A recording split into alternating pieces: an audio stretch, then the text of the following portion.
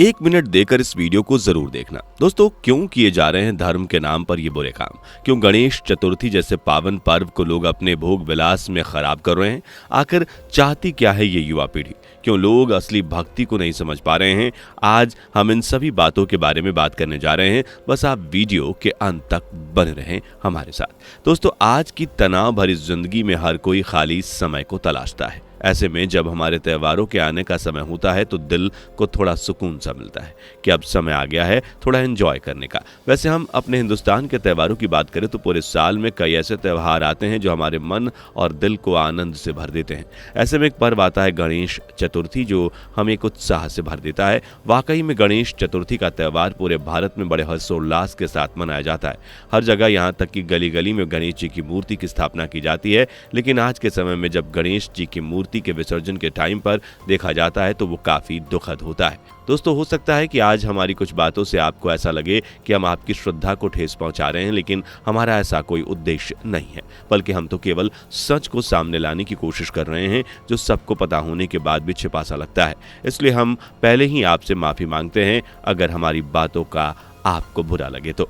दोस्तों, हर साल की तरह इस बार भी गणेश चतुर्थी का वो सुनहरा पल आ चुका है। देश भर में कई हिस्सों में गणेश जी की मूर्ति को स्थापित कर दिया गया है, जिसमें महाराष्ट्र, दिल्ली, पटना, भोपाल जैसे कई हिस्से शामिल हैं, जिनमें भगवान गणेश जी को बड़े हर्षोल्लास के साथ लाया गया है। बता दें कि मुंबई के लालबाग के राजा के दर्शन के लिए तो भैया दूर दूर से श्रद्धालुओं की भीड़ पहुंच रही है। दोस्तों, इस पर्व के जो ये 10 दिन होते हैं वो वाकई में बेहद शानदार होते हैं, जो घर को, मोहल्ले को, यहाँ तक कि शहर तक को किसी तीर्थस्थल में तब्दील कर देते हैं। वैसे ये बात तो सच है कि गणेश जी के इस पर्व में श्रद्धालु लोग ढेर सारा धन उनकी सुंदर और बड़ी मूर्तियों में लगा देते हैं। इसके साथ ही उनके सजावट पर भी बहुत ज्यादा ध्यान दिया जाता है। इन दिनों श्रद्धालु लोग बड़ी ही श्रद्धा से उनकी पूजा करते हैं, यहाँ तक कि सुबह शाम टाइम टू टाइम पूजा की जाती है। अब जैसा कि इन 10 दिनों के पूरे हो जाने के बाद 11वें दिन गणपति जी के विसर्जन का कार्यक्रम होता है, जिसमें गणेश जी की प्रतिमा को विसर्जित करके गणेश चतुर्थी के त्यौहार का समापन किया जाता है, जिसमें गणेश जी की प्रतिमा विसर्जित की जाती है। लेकिन क्यों, आइए जान लेते हैं। असल में धार्मिक ग्रंथों के अनुसार बताया जाता है कि वेद व्यास जी ने गणेश जी को लगातार 10 दिनों तक महाभारत की कथा सुनाई थी और उसके बाद गणेश जी ने अपनी आंख बंद कर ली थी। और 10 दिनों के बाद जब गणेश जी ने अपनी आंख खोली तो वेद व्यास जी ने देखा कि उनकी बॉडी का टेम्परेचर काफी बढ़ा हुआ है। ये देखकर व्यास जी ने वहां से थोड़ी दूरी पर बने कुंड में गणेश जी को स्नान कराया, जिसके बाद गणेश जी की बॉडी का टेम्परेचर कम हुआ। दोस्तों, यही वजह है कि गणेश जी की स्थापना के अगले 10 दिनों तक उनकी पूजा की जाती है। और 11वें दिन जिस तरह व्यास जी ने गणेश जी को कुंड में स्नान कराया था, उसी तरह श्रद्धालु लोग गणेश जी की मूर्ति, प्रतिमा को जल में विसर्जित करते हैं। दोस्तों, यहाँ बात चल रही थी विसर्जन की, तो जरा इन तस्वीरों को देखिए। ये तस्वीरें ही गणेश विसर्जन के बाद जहाँ कुछ इस तरह से गणेश जी की मूर्तियां मिली हैं। आपको बता दें कि भले ही ये तस्वीरें पुरानी है, लेकिन मुंबई जैसे शहर में हर साल समुद्र के किनारे ये हालत देखे जा सकते हैं। मुंबई में हर साल गणेश जी की टूटी फूटी इस तरह की मूर्तियां विसर्जन के बाद पड़ी मिलती हैं, और ये संख्या थोड़ी बहुत नहीं होती बल्कि हजारों में होती है। और आज के समय में ऐसा केवल मुंबई में ही नहीं बल्कि हर जगह देखने को मिल जाता है, क्योंकि अब तो गणेश जी का यह त्यौहार मुंबई में ही नहीं बल्कि देश के छोटे छोटे शहरों और गाँव में भी मनाया जा रहा है। अब बात चल रही है विसर्जन की, तो आपने गौर किया होगा तो जरूर पता होगा कि युवा पीढ़ी भक्ति में भी मस्ती करने से पीछे नहीं हट रही है। ये बात बिल्कुल सच है। विसर्जन के समय भीड़भाड़ का सहारा लेकर अपने गंदे उद्देश्यों को अंजाम देना आजकल के युवाओं का तो तरीका बन गया है। आपको मुंबई में घटी वो दर्दनाक घटना तो शायद याद ही होगी, जब लाल बाग के दर्शन के दौरान हुई थी। खैर, यही नहीं, ना जाने उस तरह की कितनी घटनाएं होती हैं जो सामने आ भी नहीं पाती हैं। अब दूसरी तरफ हम बात करें गणेश विसर्जन पर बजने वाले गानों की, तो आपने गौर किया होगा कि विसर्जन के समय गणपति बप्पा मोरिया की जगह बेफजूल और अश्लील गाने तेज साउंड के साथ बजाए जाते हैं, जिनका साउंड इतना तेज होता है कि भैया अगले 2-3 घंटे तक कान सुन ही पड़े जाते हैं।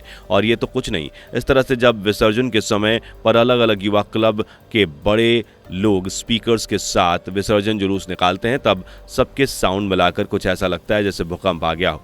अब चलो इस बात को भी इग्नोर करें तो जरा आप उन युवाओं को देखिए जो ट्रैक्टर और ठेलों के पीछे नाचते हुए एक दूसरे पर गुलाल डालते चलते हैं और आगे बढ़ते हैं। यही नहीं, गुलाल तक तो ठीक है, युवाओं की भीड़ डीजे की धुन में भोजपुरी और ना जाने कौन कौन से गाने पर बेसुध होकर नाचते हैं।